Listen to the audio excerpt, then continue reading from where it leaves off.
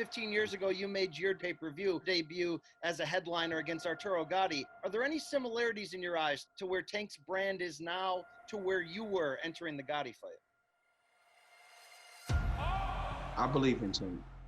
When Tank was very, very young, I told him someday he will be fighting on pay-per-view. And now we're here. I've been doing it for so long. I started fighting when I was 8. I'm made for this. You know, I'm here for a reason. I'm in the best shape of my life. As we know, we have a hard fight. I think the hardest fight in my career. There's a big opportunity for me to become a pay-per-view superstar, and that's what I want. A couple of years ago when I was saying I was going to be the next pay-per-view star, people were thinking that I was just talking. Now that it's really here, I'm on the road to be a superstar.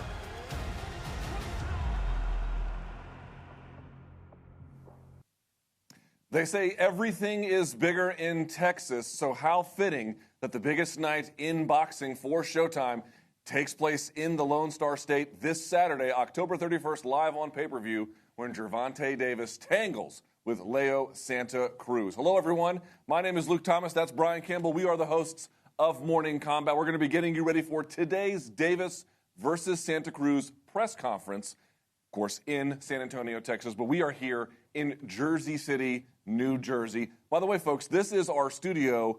It deserves to be noted, Brian, this is basically our first time back in the studio since the pandemic. Since the first week of March, we are finally back here. I got to say, it is good to be back in the old bomb shelter. Good to be back, from the bomb shelter to the nice digs we have right here. Fired up for this fight, and also it's good to see fans back in attendance this Saturday in the Alamo Dome when Davis and Santa Cruz touch gloves. And look, Gervonta Davis, we don't have to identify you. How early stardom was sort of talked about for this guy, just 25-year-old now. But from the moment he was signed to Mayweather Promotions, from the moment Floyd Mayweather saw the prospective star potential, Luke, in a guy who's been called the Mike Tyson of the small weight classes, this pay-per-view debut has certainly been a long time coming. Why do you think Leo Santa Cruz, though, represents the perfect dance partner for him? Well, I want to get to that in just a second. I will answer, but I want to make sure we set this up as well. This pay-per-view card, 9 p.m. in the East on Saturday on pay-per-view. 4 fights on the main card. The Davis and Santa Cruz fight is obviously going to be at the top of the bill, but there's other stars on this. Regis Prograis versus Juan Heraldez will open it. Your co-main event, Mario Barrios, getting back to action against Ryan, Cowboy, Carl, and, of course, Isaac Cruz and Diego Magdaleno on this one as well. Okay, BC, let's go first to this one. You asked about Leo Santa Cruz. Oh, yeah. Let me say something about this, if I may. I looked at the odds, and they have Gervonta Davis as a pretty considerable favorite. Not a runaway favorite, but a big one. Yet, if you look at the numbers, BC, they tell a pretty interesting story. Not only is the work rate higher by Leo Santa Cruz, it's higher by several orders of magnitude, sometimes double the amount of body jabs, triple the amount of output per round. He is also incredibly battle-tested. I'm not saying I disagree with the idea that because Davis is young, he feels invincible, he's got huge power in both hands, that he doesn't deserve to be favored. But I got to tell you, I don't understand why people are looking past Santa Cruz here, especially with that work rate, especially because he has been in the trenches, BC. That's the thing. At 32 years old, you're talking about a guy who's been around that top 10 pound-for-pound discussion for some time. Just the 19th four-division champion in boxing history is Santa Cruz, and the first in boxing history to do that at 118, 122, 126, 130. Here's what's interesting about this matchup that you have to love. You've got Santa Cruz, who just made his junior lightweight debut at 130, winning the vacant title over Moises Flores last year, now moving up, staying here at 130, and you got Gervonta Davis, the big puncher, right, who just captured the WBA secondary title at lightweight, moving down. Yet both titles on the line, the 130, the 135, very rare in boxing history that we see that. And it's really about, can Leo represent a challenge that Gervonta hasn't faced? Look, we know that Tank Davis has the second highest knockout percentage in all of boxing among ranked fighters, right below Artur Beterbiev. We've only seen one guy go the distance against him. That was a 6-round bout back in 2014. When you look at the credentials of a Leo Santa Cruz, could he be that first guy that makes Gervonta have to focus more about boxing than getting you out of there with a big shot? So what are the two likeliest possibilities for an outcome? One is that Tank stops him inside the distance. That's a very likely possibility. And another possibility is that it goes the distance. If it does, I don't know that automatically favors Santa Cruz, but if you ask Santa Cruz where he's going to do his best work, he's already said it's going to be past round 5. He knows those first rounds are going to be big power, they're going to be hell. But this is what I mean. When he is constantly going to the body, when he is constantly staying in your face, and this is the key to me, BC, is where is the fight going to take place? Is the back of Tank Davis going to be on the ropes when he gets tired towards the end of a round or when he gets to the 6th, 7th, 8th in that round, if it gets that far? Again, I think believing in the speed, and frankly, it deserves to be said, Tank Davis is not just an athlete. He thinks through the problems. He's got good shot selection, but he's got careful shot selection. He doesn't throw a lot in the process. And a guy like Cruz, do I think he can hammer a guy like Davis up at this weight class? Not especially. But if he can stop Davis before he can get going, dude, you can win rounds that way. That's a viable strategy. I think that deserves to be taken more into consideration. Well, we've heard everyone from Floyd Mayweather to boxing fans and critics alike talk about, look, Gervonta Davis can get you out of there. But we don't know what's under the hood from a boxing ability because no one's been able to stretch him. Certainly, Leo Santa Cruz represents the potential for that. A guy who's known for his volume, but I think if you look back at his great featherweight title series, the 2 fights that he split with Carl Frampton at 126 pounds, you saw Leo Santa Cruz who can make adjustments. He's known for the volume and fighting on the inside, but he's going to have a height and reach advantage here against Tank Davis. If he can box from the outside and withstand that power barrage, that's where I think the betting odds really start to begin to shrink, and you have a very interesting fight in that second half if we get there. It's all about Tank making this pay-per-view debut, but he has the right dance partner, a Mexican-American, a guy who brings that passionate fan base because he represents and executes that passionate style. But this is a very interesting intersection at an interesting time for the 25-year-old Tank Davis, going to the pay-per-view level even earlier than his mentor Floyd Mayweather. I want to mention this. You brought it up, that Santa Cruz has a dedicated following, a Mexican-American. This is going to be in San Antonio, Texas, at the Alamo Dome. Now, of course, there's going to be social distancing in place, mask wearing, a variety of measures taken into consideration to obviously reduce the spread of COVID. So there are only going to be about 11,000 fans, where otherwise it could be obviously, many multiples of that. Okay, 11,000 still, they're going to be spread out, but it's going to be 11,000 dedicated fans. Tell me if I'm wrong, BC. Largely for Santa Cruz. What is interesting about Davis is we know he's very good about bringing in the celebrity crowd, but that won't be as much of a factor here given some of these constraints on who can be there. And we're in, I'm not going to say Santa Cruz's backyard, I don't think that's quite right, but pulling from the populations that he has been shown to draw from. Dude, Tank Davis, I don't know if he's going to be getting booed, but he's going to be up against it a little bit. It's almost a quasi-road game for him, but I think it's something that fans can echo, and Davis said it himself. He'd rather do this in front of fans. Look, we've all made the adjustments during this crazy time. 2020 has been a wild year, but now you get the opportunity to go right in the heart of boxing's most passionate fan base. Hear that echo, hear that emotion and everything that rises in a big championship fight. This has all the makings to be a very good one, given the styles of both.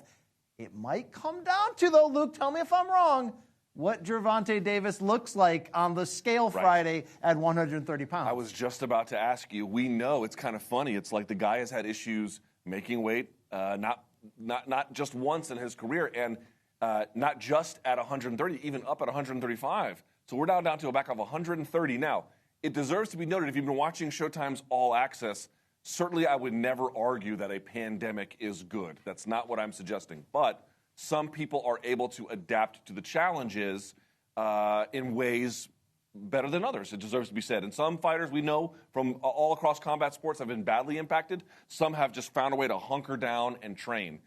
Davis appears to be the latter. Still, with the history of having some trouble at 130 pounds, especially if the fight goes late, especially if Santa Cruz can withstand the power, especially if he's really be able to put it on him. These are a lot of ifs.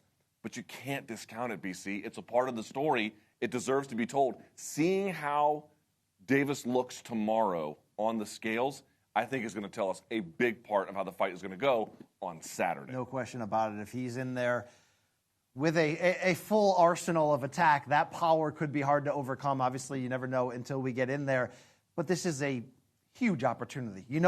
Davis said it himself when asked about in the build-up. Speaking in the third person, quote, Gervonta Davis will not have a problem making weight come fight night. So we're certainly going to check that out. But you look at the opportunity to take that celebrity backing. Gervonta Davis reaches a young boxing fan base that, similar fighters might not be able to. He's packed in 2019 big crowds from Los Angeles to his native Baltimore to Atlanta in his most recent bout when he stopped Yuriorkis Gamboa in the 12th round. Luke, this is reminiscent, like we said, of Floyd Mayweather 2005, moving up to that level against Arturo Gatti, finding out if your commercial value can be on the same level of what you are potentially critically. Yet even with that said, Gervonta Davis isn't talking about pay-per-view numbers in the build-up to this fight. He's talking about getting that long-awaited pound-for-pound credentials that he has eluded. What do you think is at stake for that from a critical standpoint in this fight against Santa Cruz? And, you have to wonder, even though this is at 130, does he really see his future there? I think not. Probably 135, pure lightweight. When you do that and you begin to think about all the possible opponents that are there, I can understand why you would be thinking more about the pecking order than the pay-per-view buys. He's going to get paid regardless. He's got good management. He's going to be a co-promoter. The checks are going to come, but the checks are really going to come if you do what Floyd does, which is in that pretty boy era, as Teofimo Lopez alluded to after his big win, you got to go out there and you got to beat the names. And you really look at somebody like Santa Cruz. Yes, he's older. Yes, he's coming up in weight.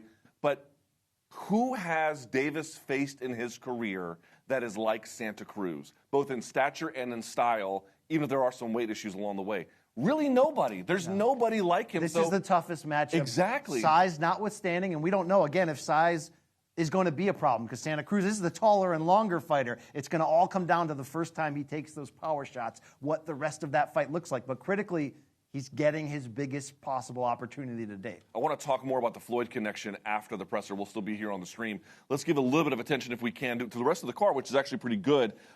What stands out to you most about Regis Prograis, Juan Heraldez? Ooh, love this fight because this is a big debut for Prograis. Had been one of the most exciting fighters in the sport in recent years, climbing that 140-pound ladder. We saw him go toe-to-toe with the great Josh Taylor in the World Boxing Super Series tournament, a fight that could have gone either way, a modern classic in some ways. Prograis comes up just short in that. Luke, he's argued if this fight was maybe in the States and not in Europe, he would have gotten the edge. You can watch the fight and speak for yourself. But you have Prograis, a legitimate title contender, a guy who said, after I win back titles at 140, after I make my name here, and there's certainly plenty of names in the PBC universe entering his debut here, we know his future long-term is at welterweight, seeking the big names. There's no shortage of them, in the PBC universe here. But he's got to get through a hungry fighter in Juan Heraldez, an unbeaten one, a guy who's coming in here and looking to box opposite the Matador. I think we both know it, though, Regis Prograis.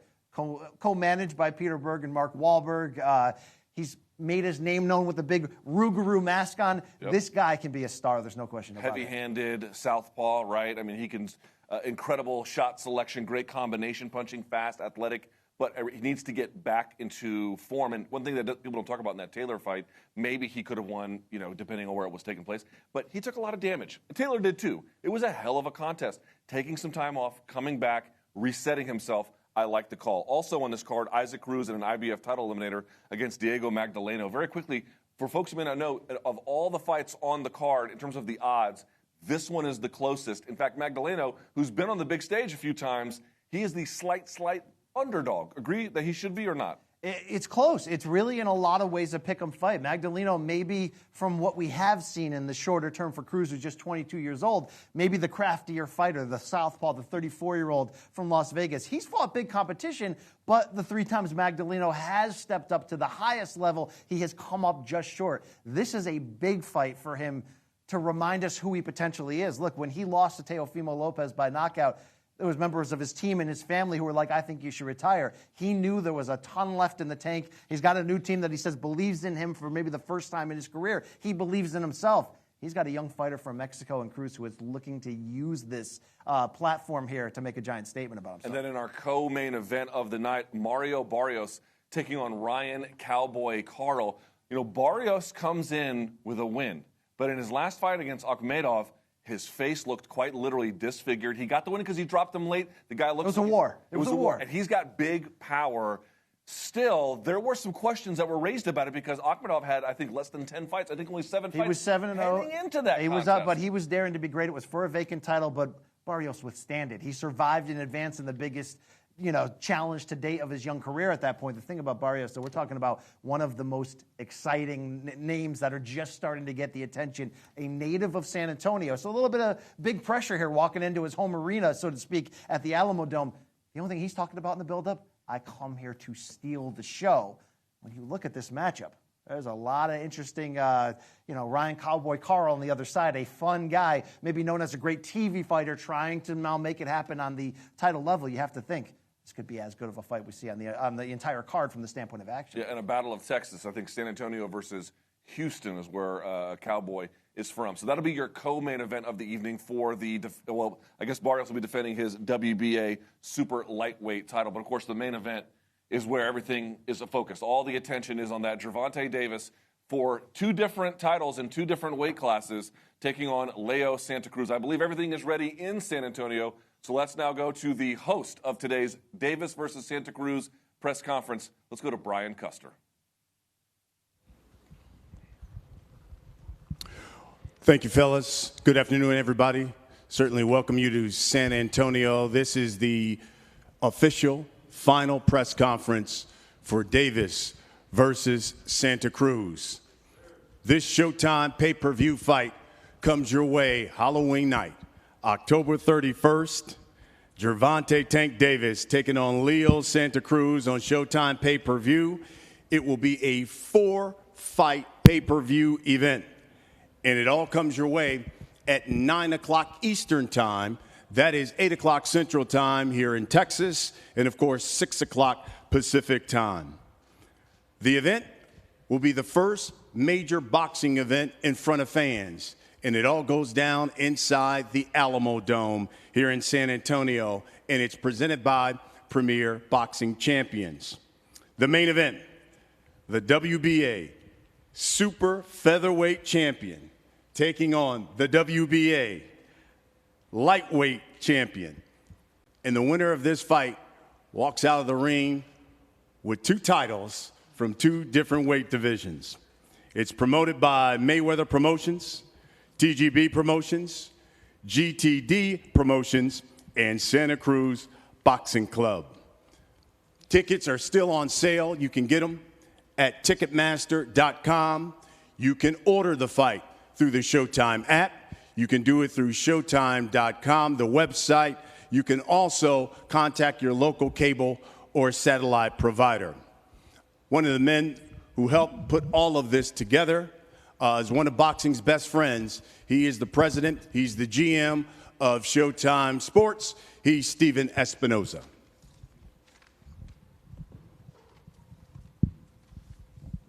Thank you, Brian.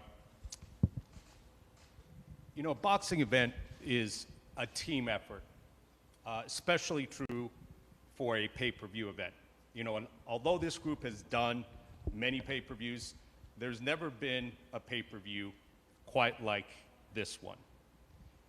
And I want to start by acknowledging and thanking this entire group: Floyd Mayweather, Leonard Ellerby, and Mayweather Promotions, TGB, Tom and Brittany, Life in Motion, Thorsten, Kelly Swanson, BZA, Steve Pratt, and everyone else is involved because, like I said, the pay-per-view is a big endeavor, but when you're doing it under these conditions and taking these kinds of precautions, it takes an additional effort. You know, I love my job.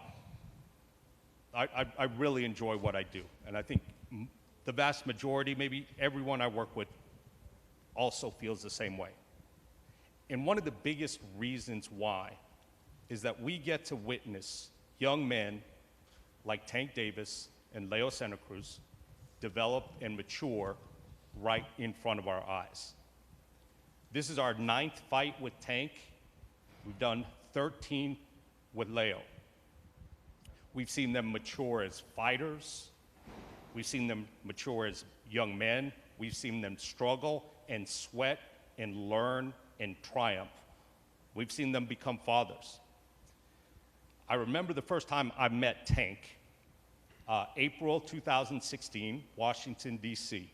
I doubt he remembers it. He remembers the fight. I doubt he remembers meeting me.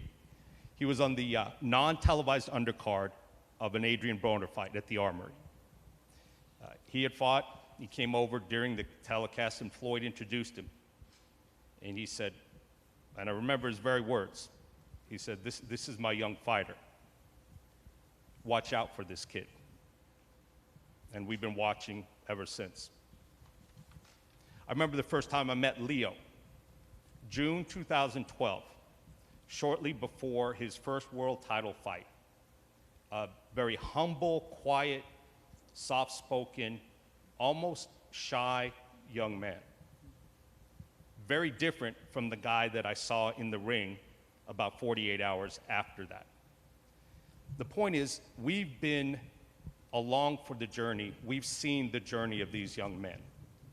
They've been battling the odds literally since birth. For those of you who weren't familiar with it, we were lucky enough to spend time with them in All Access, and they opened their hearts, their minds, they've opened themselves to share their stories. And I'll tell you what, the thing I've heard most is that the difficulty about this fight is not whether people want to watch it or whether they're going to buy it. It's who they're going to root for.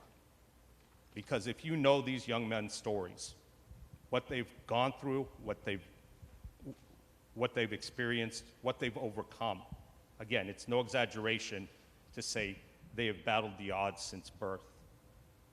And they've made themselves what they are today, with the support of family and near family people like Calvin Ford and like Leo's father, Jose.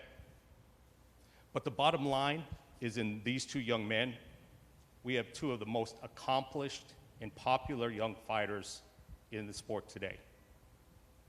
Leo's been a champ almost consistently, almost throughout, since 2012. Tank had sellouts or near sellouts in Los Angeles, Baltimore, and Atlanta just last year. Leo has headlined big events at the Staples Center, more than once at Barclays Center, and Tank is, possibly might be the future face of the sport. They've certainly had their share of doubters as well. Anybody does if you're successful.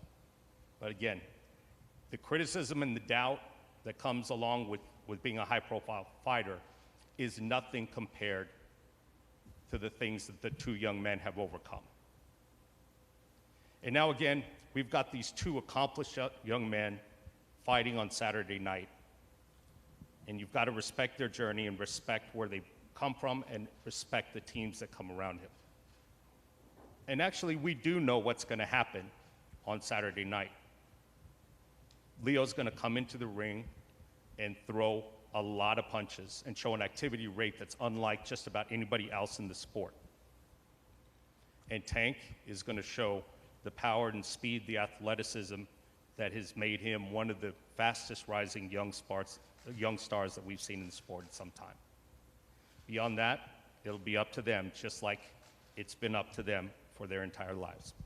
We'll see you on Saturday night.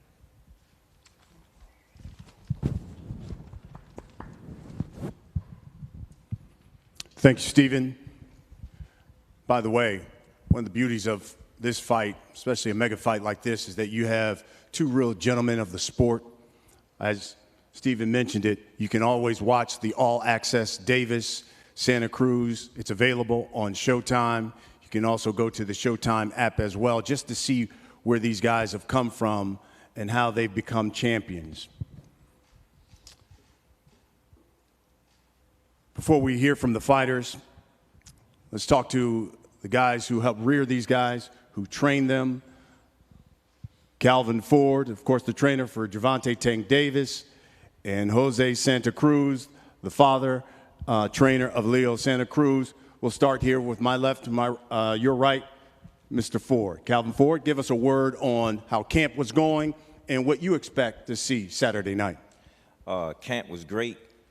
Unbelievable. It started out one of the traditional camp that you have, but it was the Tank Davis camp. Really appreciate the work that he put in. I mean, great work. Did what we need him to do. I just can't wait till Saturday to get here so I can watch my Tank Michael Jordan. Can't wait to see him.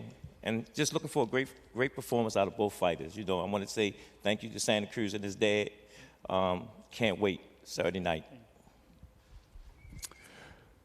Mr. Santa Cruz, if you would just give us a word on how camp went for Leo, what you expect to see Saturday night. Semi Roman will do the interpretation for us. Señor Rosette, ¿tú qué esperas para esta pelea con Leo este sábado y cómo fue el entrenamiento para Leo para esta pelea? Pues fue un entrenamiento bueno porque sabemos la importancia de esta preparación. Sabemos la importancia de esta pelea y la verdad venimos bien preparados como siempre él viene con buena preparación para hacer buena pelea. He says they had a really good training camp. They know the importance and they understand the importance of this fight. And Leo's well prepared. He's ready for Saturday. Now, let's hear from the fighters. And we'll start with this young man to my left. Gervonta Tank Davis, 25 years old, turns 26 just a week after the fight. He is 23-0, 22 have been knocked out. It's a 95% knockout ratio, one of the best in boxing. Three-time world champion. He is 7-0 in world championship fights. He is the WBA lightweight champion of the world. Tank, give us a word on how camp was and what should we expect Saturday?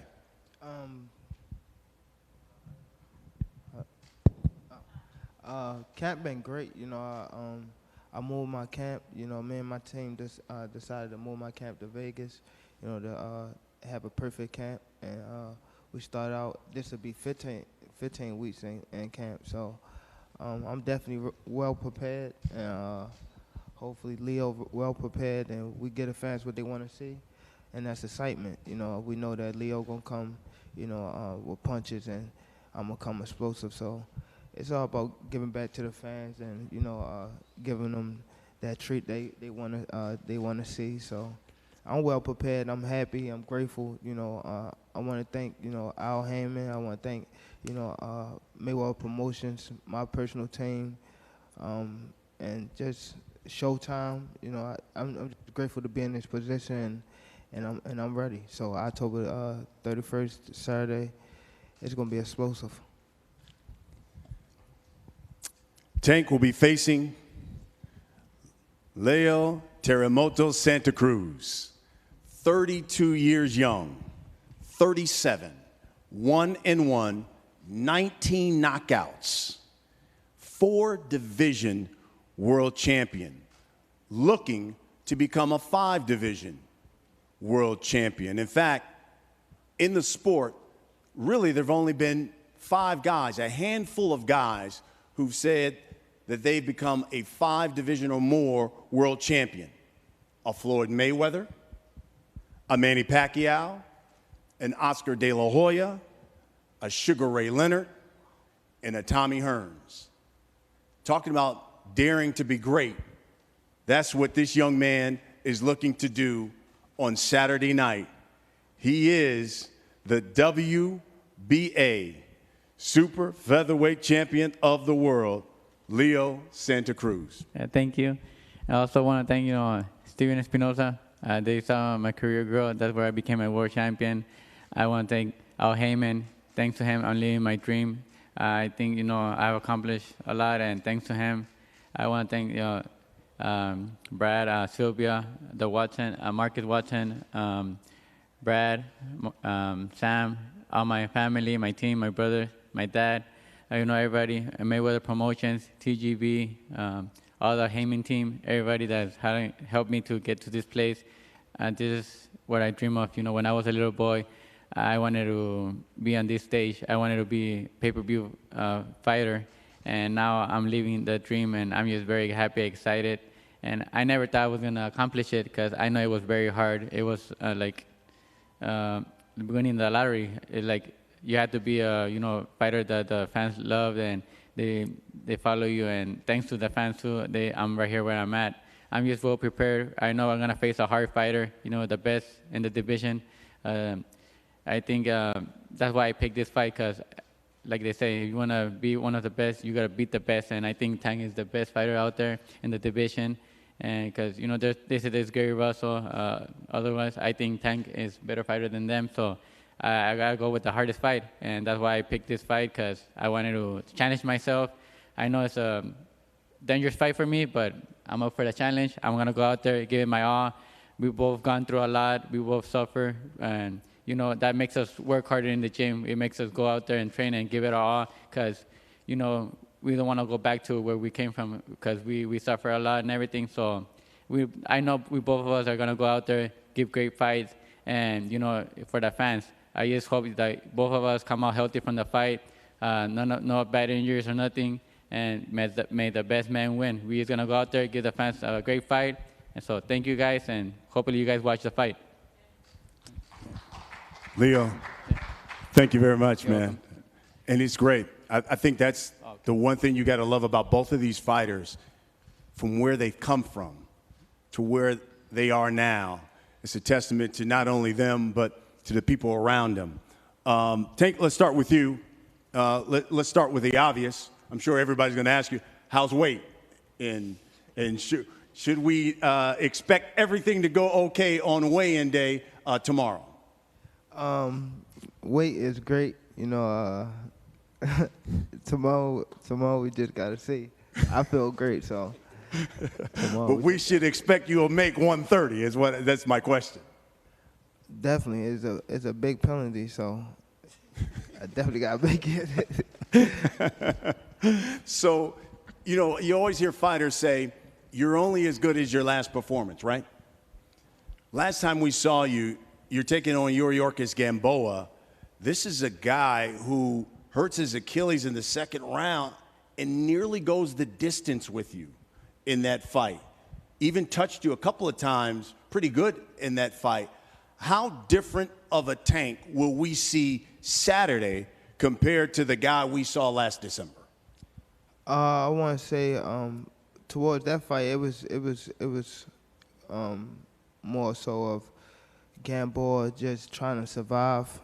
I felt as though, not to take nothing away from Gamboa, but it was him trying to survive. So it's more hard for, you know, to get punches off with somebody that's in there and just moving around than somebody in there actually to fight. You know, I know that Leo gonna come to fight, so I think this fight gonna put me on that next level. You know, so.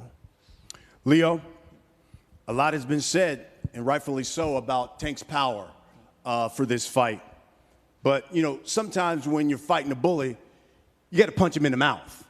And when it comes to boxing, you know when you're in a fight with a puncher, sometimes you got to step to that puncher to get your respect. So I guess the question is, on Saturday, will we see you step to Tank Davis in this fight to not only get your respect, and do you believe you have the power to stop a Tank? Yeah, of course. You know, we Mexicans have a big heart. You know, my dad telling me to be smart, to fight a smart fight, not to get hit with those big punches that he throws. But you know, me, even though my dad's gonna tell me that, you know, probably I'm gonna want to go out there and you brawl with him. You know, make it a war, go out there and see. But you know, I'm gonna listen to my dad. You know, he's a smart one. He's the one that's gonna tell me what to do. And as the fight is going, he's gonna be telling me how to fight him, and we're gonna find a way to beat him. Tank, you know, you've talked a lot about this being your first pay-per-view. You said, I need a spectacular performance for my fans. Does that mean then your knockout streak extends to 15 straight? Because it's 14 straight now. Does it extend to 15 straight come Saturday night? Is that what that means when you talk about a spectacular performance?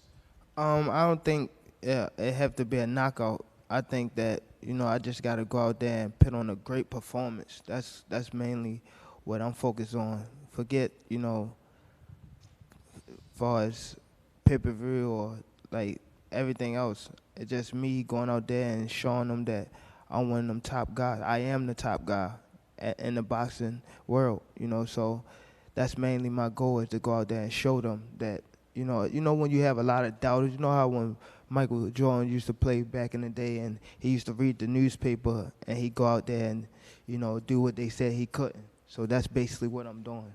You know, I'm going to show him that, you know, I'm over top of the whole sport. As far as not the sport, but I don't want to say I'm bigger than the sport or try to be on top of the sport, but that number one guy that everybody say, yeah, that's him. He's the baddest man in the sport. That's what I'm going after. Leo, man, you look at your ring resume and all that you've accomplished speaks for itself. You ever take offense that so many pundits and so many people have said, man, yes, it's a great challenge, it should be an exciting fight, but I think Tank's going to walk through this guy. Do you ever take offense to that and say, I am Leo Santa Cruz? I don't really take offense because, you know, everybody has their opinion. They could say whatever they want and everything. It's just my job to go out there and prove them wrong, you know. That's what I'm going to try to do. I'm training really hard to go out there and, you know, try to give a great fight, get the win, and hopefully prove them wrong. Mm-hmm. And you look at your ring resume. You've been in Frampton a couple of times. You've been in there with Abner Morris. How does this challenge stack up to some of those huge fights you've had? And where does Tank rank in the list of opponents that you've had? I think Tank ranks in the best. I think Tank is my hardest fight. Right now, is the strongest fighter in my life. And, you know, I think Mares fight, Frampton fight, they helped me get great experience for this type of fight against Gervonta Davis. I learned a lot from those fights, and I have, you know, ever since I have learned a lot more. What about you, Tank? Talked about this challenge here with Leo Santa Cruz. Do you think this is finally the fight where you can quiet even your naysayers who said, we'd like to see him challenged? I feel as though, you know, Leo gonna come to fight, and it's just about me pinning on that performance. I think once again it's just me going out there and do what I do best. You know, you know how you see some potential in someone, but you gotta actually see it come out of them to believe it. That's what I think. That's what position I am. I'm in. You know, just they know I'm great. I just gotta show it. So that's what I gotta live up to it. That's what the level in position I'm in. At 130 pounds, you got Burchell, Jojo Diaz, Herring. You got some really good fighters. Do you believe Saturday night we're seeing two of the best at 130? Definitely one of the best. Even though Leo coming up and he actually won a belt at 130, it just show people, you know, that he's a top tier opponent. He's a top tier, you know, fighter that's fighting on TV right now. So then you have one of the best, you know, explosive, you know, guy that got tremendous power and, you know, I'd say pound for pound, you know, so the winner should be on that pound for pound list. So I think this is a great matchup. Leo, only a handful of guys said they are 5 division or more world champion. What would it mean to you to not only get a victory, but to put your name in the class of some of those great fighters? For me, it will mean the world to me. You know, I'll be making history. It'll be like another dream come true, and I'll be putting the last name and, you know, up there with one of the best. And hopefully, like Gervonta said, hopefully the winner of this fight, they put him in the top 10 pound for pounds, and because, you know, we deserved it, and hopefully, you know, we do that. Yeah. We got a number of questions from members of the media. Some of them are here. I'm going to start with Keith Eidick from the boxing scene. Keith? Thank you, Brian. Leo, who's the hardest puncher that you've faced so far? And I know you haven't been hit by Tank yet, but how do you expect his power to differ from that? One of the tough fighters that I have, like, that hit hardest, it was, I think one of them was Carl Frampton, and also Jose Carita Lopez. He was a Puerto Rican. He had like 36 wins and 30 knockouts. He got me one time with a good right hand, and he didn't hurt me or nothing, but I felt it. I felt it, and I felt that he hit hard. How do you expect Tank's power to differ from what you felt previously? You know, Tank is a bigger guy. I know he's going to come hit hard, but, you know, we in the sparring, we've been training with bigger guys. And we will be able to take their punches and everything, and hopefully we could take Tank's punches too. You mentioned how hard it will be to resist the temptation to make this a war. How hard do you think it really is going to be? Because that's not probably the strategy to win the fight. Yeah, probably not a strategy, but it is hard because, other fans, they want you to go and make it a war. They want to see a back and forth war. But I know that with Tank, I can't do that. I got to fight smart. But I'm going to try to, as hard as I can to listen to my dad, do whatever he's telling me, and, to win the fight. That's what we got to do. I got to think about myself and just win the fight. Thank you, sir. Let's go to Ellie Seckback, E-News. I have a question for Don Jose. What does it mean to you to be here right now? Because we all saw the story, and how are you feeling? Señor José, para ti, ¿qué significa estar aquí ahorita con todo lo que ha pasado con usted? ¿Y cómo se siente para esta pelea? Primero le quiero dar gracias a Dios por permitirme estar aquí, y pues contento porque esta pelea es muy importante para mi hijo, y pues realmente he estado enfermo muchas veces, pero aquí estoy. He says, first of all, he wants to thank God for allowing him to be here. He says he's really happy to be here with his son for this big fight. And truly, he feels happy. He's happy to be here, really, for such a big fight. Thank you. A question for Calvin. Calvin, you've been around Tank since he was 7 or 5. What does it mean to you to be here right now?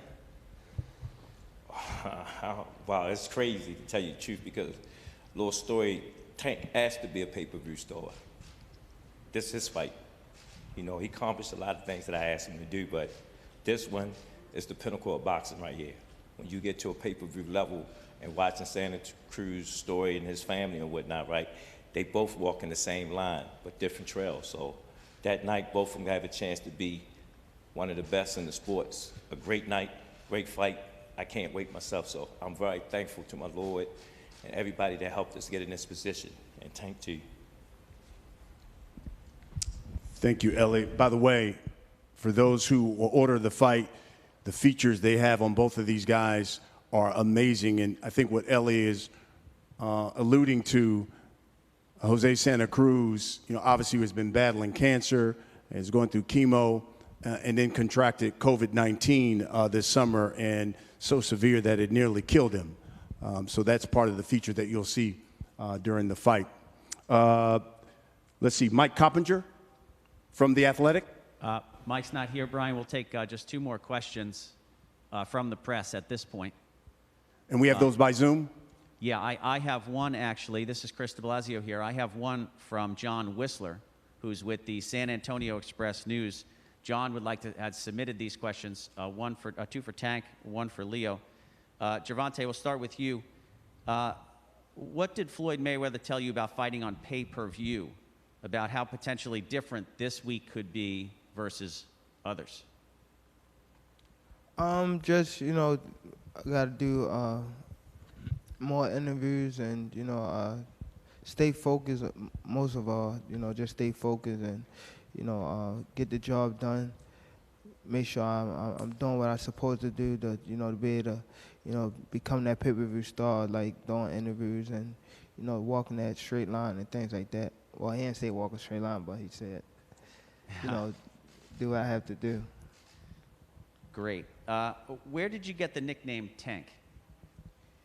I actually got my nickname Tank from one of my coaches coming up. He branched off and started his own gym. But Mac Allison, I got my name from him. He was the guy that named all the fighters coming up. So I was a little kid, like fighting a lot in the gym and just playing a lot.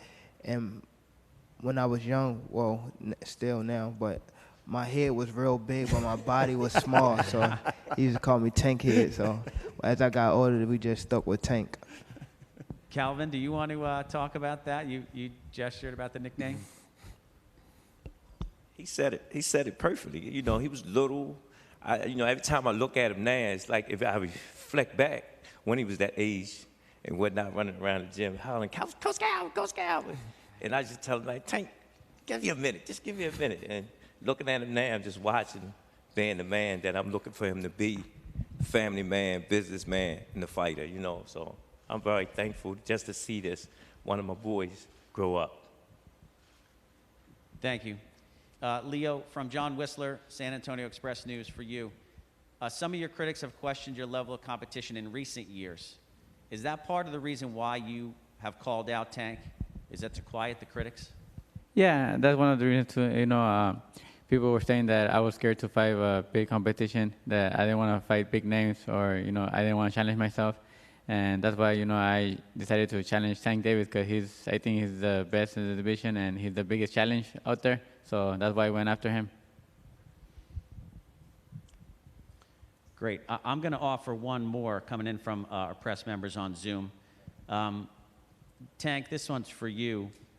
Being quarantined in Vegas and training, how has that affected you? It appears to many of the fans, and this viewer in particular, that they've noticed it seems that you are the most focused for this fight, or more focused for this fight than you have been in recent. I don't think it affected me. It actually, you know, I'm one of them guys that always, like, even coming up, just when something in front of me and I know I got a big task, I know how to focus. That's what make people, you know, them great ones great. You know, you don't see no great ones that you know, freeze up when it's crunch time. So I was always one of them guys that be able to focus when, you know, big things on the line. You know, that's basically what I'm doing. You know, I moved my camp to Vegas because I know that, you know, where I want to set myself at after this fight. So it's been great, you know, so we'll see Saturday night. All right, thank you. We're going to try two from press here virtually on Zoom. I'm going to start with Sean Zittel from Fight Hype. Sean, if you unmute, give it a beat, and then ask your question. Go ahead. Hey, Gervonta, thanks for your time. Could you please just compare how you feel heading into this fight after the camp you had versus last year versus Gamboa? I know in that fight you were concerned about pacing yourself for the full 12 rounds. Is that something you're not as worried about for this fight? To think back on it, I don't even know like what I was just getting through the fight. It was just, you know, like even in the gym, recently in the gym, it was times that, you know, I would spawn some people that didn't supposed to be in there with me. So I actually took them out the ring. Like, I don't need to be spawned. I don't need to be spawning them, because sometimes when you spar or fight people, you know, sometimes you get lazy in there and then you wind up getting touched with punches that you don't supposed to be getting touched with. And that's, in that case, you see me get touched with probably 3 punches in the clinch from when I was in the clinch with Gamboa, because it's like you getting bored. You know, it's not really a fight. So I think this fight more competitive. I think that, you know, I'm going to have to throw more punches. I'm going to have to be aware a lot, you know, from his output and things like that, from Leo output. So I think this is going to be, you know, a fight that, you know, the fans will enjoy, you know, and people that, you know, all around that's watching it. It's going to be a great fight. Sean, do you have a follow-up?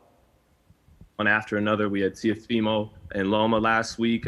You're the big pay-per-view fight this Halloween. Then we have Devin Haney the week after. Does that give you any extra motivation to prove to the fans you're the top guy in that group, you're the top dog, to prove it? I want to say I'm really not focused on, you know, someone that's not in this fight. You know, my focus is Leo.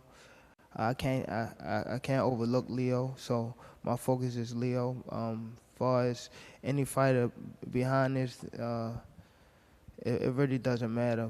You know, I'm proving, you know, along the way, you know, and this a step that I'm taking to get closer to the point I want to prove. You know, forget any fighter that's, you know, not sitting here right here and fighting me Saturday. So my main focus is, you know, getting the job done Saturday. Okay, thanks, Sean. We're going to go to Manuk Akopian with the Los Angeles Times. Manuk, unmute and go ahead. Hi, Leo. Thanks for taking the time, everyone. I have a question, Leo. You're a 7-1 underdog in some sports books. Do you think that you are that deep of an underdog in this fight? Well, like I said, I leave the opinions to the fans, to them. If they believe so, well, I leave it up to them. Like I said, my job is just to go out there and give the win. Give a great fight for the fans and give it my best and my all. But, we're both great fighters. We will have accomplished a lot. And I think I should have been a lot closer. But like I said, that's the fans' opinions, and I respect their opinion. Manuk, if you have a follow-up. To place big bets, are you perhaps going to place a bet on yourself, considering you have such great odds? No, I never bet. I'm not used to betting. I have never bet in any fights, and especially I wouldn't bet on myself because maybe sometimes people see that as bad luck. So I would never do that. All right, that's all the time we have for questions from Zoom. Brian? All right, thank you very much. Folks, I want to remind you, Saturday, October 31st, Halloween night at the Alamo Dome. It is Davis versus Santa Cruz. You can see it live on Showtime pay-per-view. Tickets are still available. You can purchase your tickets through Ticketmaster.com. You can purchase the fight through the Showtime app, Showtime.com, or through contact your local cable or satellite provider. The WBA Super Featherweight Champion of the World, Leo Santa Cruz, taking on the WBA Lightweight Champion, Gervonta Tank Davis. And the winner walks out of the ring with both belts. Gentlemen, let's have a face-off before we wrap things up. I want to thank everybody who's been watching. Let's send it back to our guys at Morning Combat. Okay, let's go ahead and do all four of you standing in front of your stools for me first.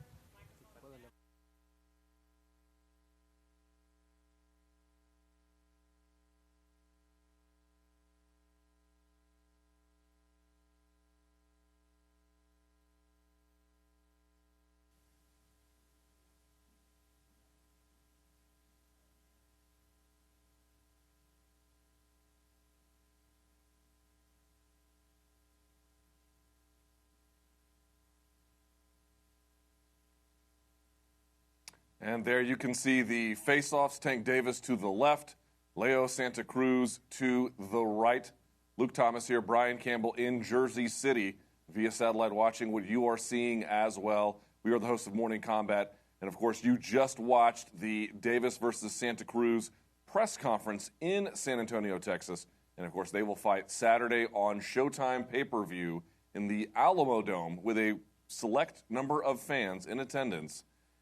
For the belts you see here, of course, the WBA regular lightweight title, as well as the WBA super featherweight title, respectively, one belonging to Davis and one belonging to Santa Cruz. Brian Campbell, your first reaction after hearing and seeing what we saw? It's really it's a star-studded battle, and that's why this is on the pay-per-view level for these two superstars. But they're both fighting for respect. There's a daring to be great element for both, and Tank Davis taking on the toughest challenge, the most experienced veteran of his career in Santa Cruz, and Leo trying to do what very few have done. He's already a 4-division titleist, 32 years old, trying to get titles in 5 weight classes, Luke, which, as we heard Brian Custer mentioned, is 5 times. The who's who in the sport in the last 25 years have been able to accomplish that. Anything to be said, though, there about, like, WBA or whatever? It doesn't matter to sanction anybody, but regular versus super. I mean, there's a proliferation of titles in this era compared to, let's say, 40, 50 years ago. Yeah. But I think the key element in why both are really fighting for pound respect, and what you have to respect about what Leo has done is he's risen in weight and carried the ability and been able to do it. A guy who won a title at 118 pounds was the first to do that as well at 130 pounds. Well, now he's trying to win a title at lightweight against maybe the biggest puncher in the sport, pound for pound, and certainly the terror of the lower weight classes. It's dare to be great. Davis is almost the inversion of Mayweather, where Floyd was critically your pound for pound king when he finally got to the pay-per-view level at age 28. Davis already a star. He's trying to get that critical backing by beating somebody of Leo Santa Cruz's caliber. So plenty of storylines in here, but a very civil meeting here, just days out from the fight. All steak. I'm not sure how much sizzle. Certainly, if you're a fight fan, you're in the know. You know what this fight is about. What I mean to say is these guys are almost certain camaraderie between Well, they're them, gentlemen. right? They're professionals. But they also, I mean, Brian Custer was talking about it. They both come from hard scrabble backgrounds, and they're looking around and sort of saying to themselves, not a pinch me. I mean, they're experienced veterans at this point, even at 26 or 25 years old for Tank Davis, but it's the culmination of something kind of big. So they almost want to share in the moment together, much like we do on Morning Combat, BC. Yeah, absolutely. You know, a little back and forth right there. Let's talk about Floyd Mayweather. His legacy, his influence, his he didn't feature much. His brand looming large. Wasn't a present there? Will be there Saturday night in San Antonio for the big fight. We know he's the promoter of Gervonta Davis. We know from the very beginning he tabbed this kid and said he's the future. He's your next big pay-per-view star. So this is certainly a big moment for Gervonta from reaching that level. But we've seen Floyd's influence in many different ways in the buildup, maybe at an even deeper level than before. Well, take me into Floyd's mind here and his decision, in your eyes, to really not just stand by Davis and announce that he's next, but get in the ring with him, step between the ropes, and really try to make sure the Tank will be armed and ready as much as ever before on Saturday. You know, I got to tell you, the fact that he had a 15-week camp in Las Vegas, that to me says a lot. Now, we were talking about weight beforehand, just as a side note. I know you're asking about Floyd as a side note. If you can't make weight with a 15-week camp, I don't know how you can. I mean, you should be able to make weight 6 to 8 weeks, 10, 12, certainly no doubt about it. 15, I mean, we're talking about getting into territories, depending on how you programmed, where you might be overtraining. But okay, let's say he didn't. Let's say he did it all the right way. It wasn't in Baltimore. It was in Las Vegas. It was in the home, not the literal home, but the sort of municipal home, so to speak, of Floyd Mayweather. My whole thing is this.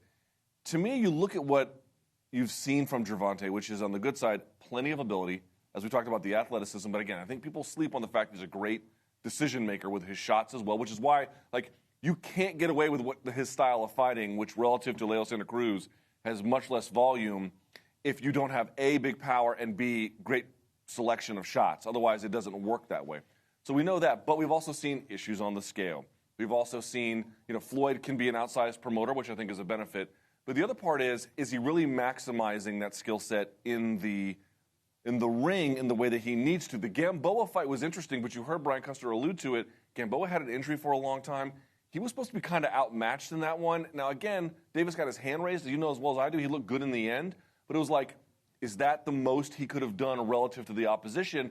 Probably not. It seemed to me like what Floyd has seen is this guy's got all the ability in the world, but maybe if we cross our T's here and dot our I's there under my supervision, we can get to that finish. Look, Tank Davis is a scary fighter to begin with. Everyone but one, as we mentioned, and that was a 6-round bout many years ago, have been stopped, have not made it the distance against him. But there's that idea, and that's why the whole idea of Friday's weigh-in is so important in this.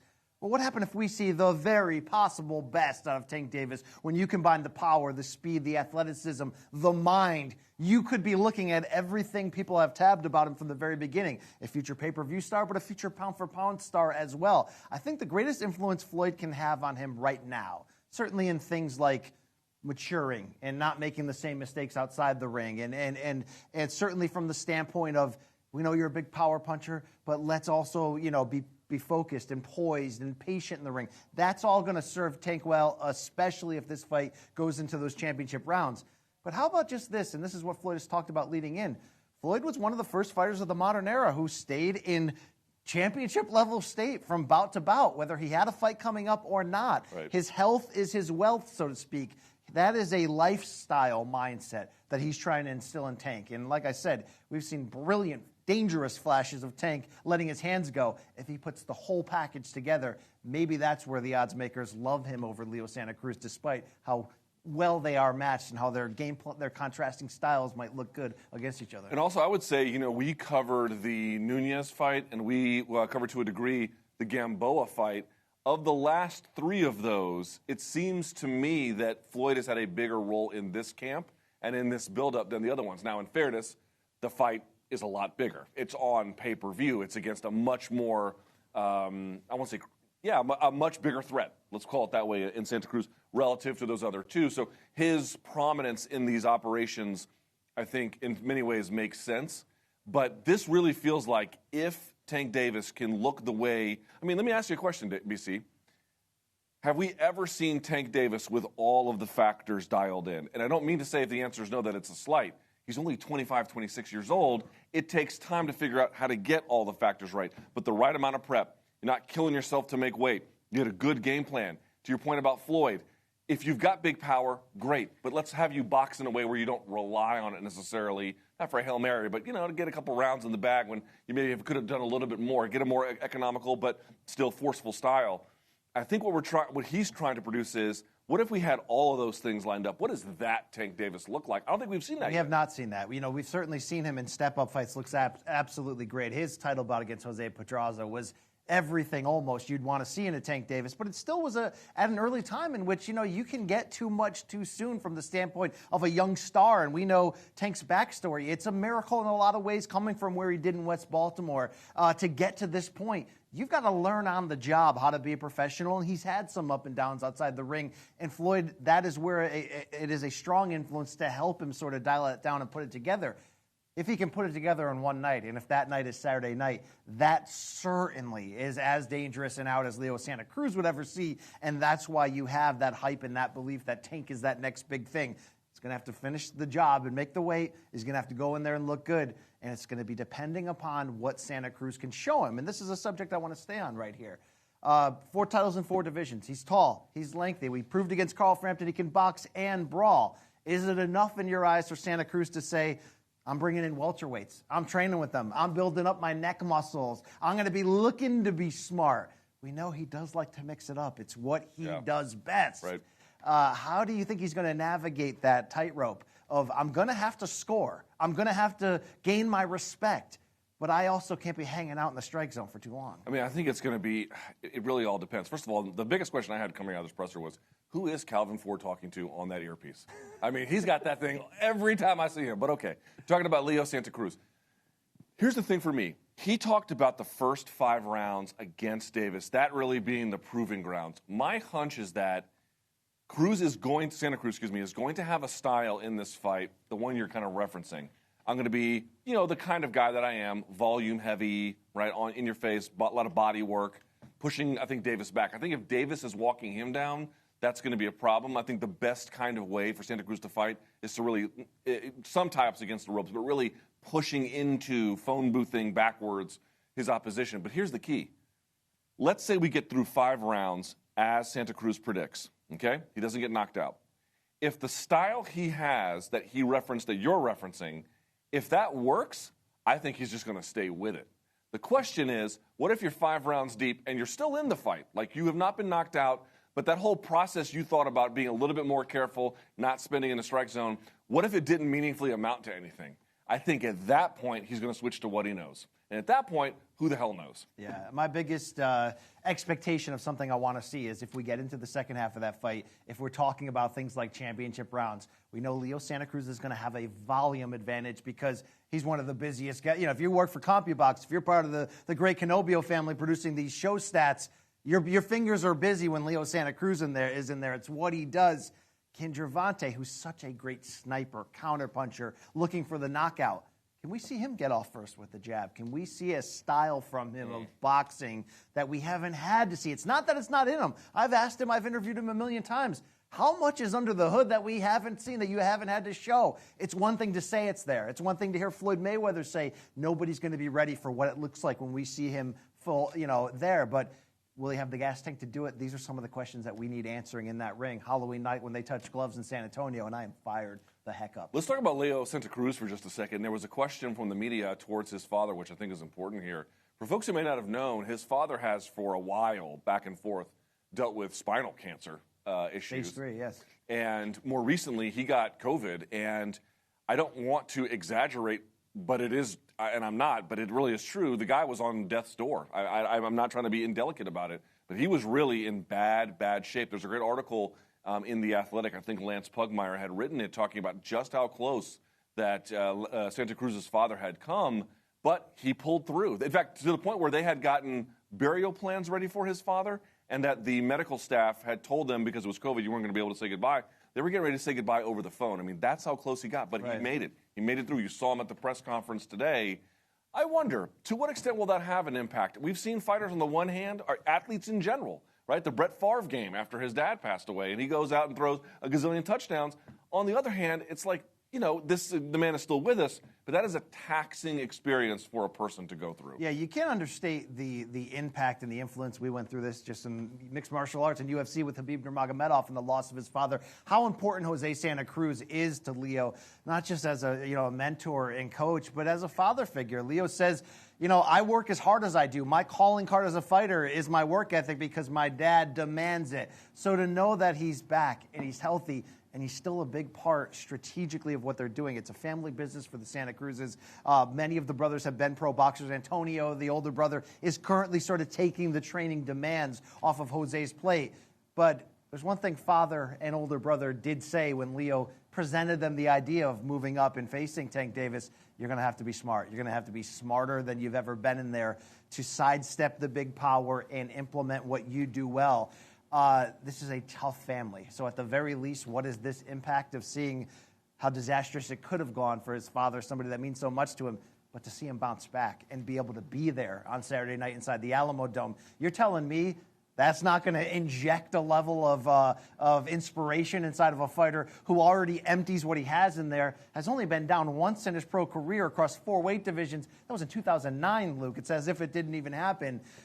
You have to believe Santa Cruz is going to pour out the jug. And if he has to take big shots and get up off the canvas to try to win this fight, he's going to have more inspiration than he needs just looking back at that corner to know he can do it. How big of a win is it possible here? What I mean to say is, let's say Gervonta gets a win in the best way we know Gervonta can, or... Well, I want to stop you there. Okay. I want to stop you there.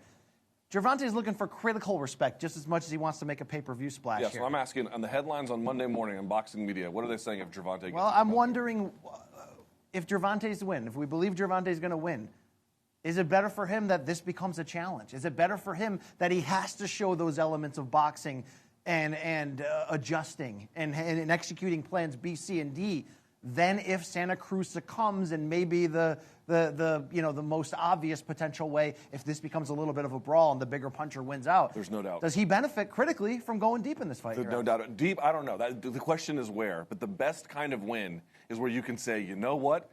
Santa Cruz was ready. He showed up, and it did not matter. That's really the kind of win that Gervonta Davis could really benefit from. If he does that, how big of a star is he in boxing? We saw what Lopez did last weekend or 2 weekends ago, whatever it was at this point. I can no longer keep the days straight. But still, now it's Gervonta Davis's turn. How big of a star turn could this be? Massive, because I think of that group of young fighters, and they all are congregating around 135. Ryan Garcia, Devin Haney, Teofimo, Shakur Stevenson coming up. Gervonta Davis is already ahead of the game from the standpoint of his brand and filling arenas. If he can do this now on the pay-per-view level, and if he can get the critical respect he needs, I think they're both right. Whoever wins this is a no-doubt slam dunk top 10 pound-for-pounder, especially if they do it looking good. For Santa Cruz, though, a little bit more history at stake, a little bit more of the daring to be great moving up at stake. He could end up being a pay-per-view star of himself because he makes fun fights moving forward. No shortage of storylines here, but quickly, we got to hit a couple of these 140 bouts on the undercard. All right, let's do it very quickly if we can. Regis Prograis taking on Juan Heraldez. The thing you're most excited about seeing in this fight is? If Prograis can come out and make a massive statement. Heraldez is tough. He said it's going to be a little bit more like the Matador, with Heraldez being the pure boxer against the aggressive Prograis. One thing Heraldez said, though, Luke, hey, Prograis, you had your chance to be a star, and you came up empty against Josh Taylor. I know what I have to do to disarm you. I want to see if Prograis can make a statement to Adrian Broner, which is a name at 140 pounds he has thrown out. Maybe to Mario Barrios, who's going to be on this card, defending his title at super lightweight there, that he is the potential guy you're overlooking in the 140 hierarchy here. You got to make a big statement to do that. And then the co-main event here we have, certainly for Saturday night, we got Mario Barrios taking on Ryan. Cowboy Carl, very quickly, what should folks expect? It's going to be a fun matchup knowing they're given styles here. Barrios, a lot of pressure to do it in front of his home crowd. He can get a title defense here and look great doing it. No shortage of big names for him. Mario Barrios said, I got Virgil Hunter in my corner. I like to jab, but I got to fight. And we're going to fight. They're going to fight on Saturday night. Okay, well, that does it for us. That is Brian Campbell. I'm Luke Thomas. Join us tomorrow, folks. We will have the Davis versus Santa Cruz weigh-ins. That will be on live on Showtime on YouTube. So check that out tomorrow. It'll be at, of course, I believe 1 p.m. East Coast time tomorrow. Brian and I will have everything covered for you there as well. Let's see what happens on the scales. We are the hosts of Morning Combat. We appreciate everyone watching the Davis versus Santa Cruz press conference. Until next time, enjoy the fights. 15 years ago, you made your pay-per-view debut as a headliner against Arturo Gatti. Are there any similarities in your eyes to where Tank's brand is now to where you were entering the Gatti fight? I believe in Tank. When Tank was very, very young, I told him someday he will be fighting on pay-per-view. And now we're here. I've been doing it for so long. I started fighting when I was 8. I'm made for this. You know, I'm here for a reason. I'm in the best shape of my life. As we know, we have a hard fight. I think the hardest fight in my career. There's a big opportunity for me to become a pay-per-view superstar, and that's what I want. A couple of years ago when I was saying I was going to be the next pay-per-view star, people were thinking that I was just talking. Now that it's really here, I'm on the road to be a superstar.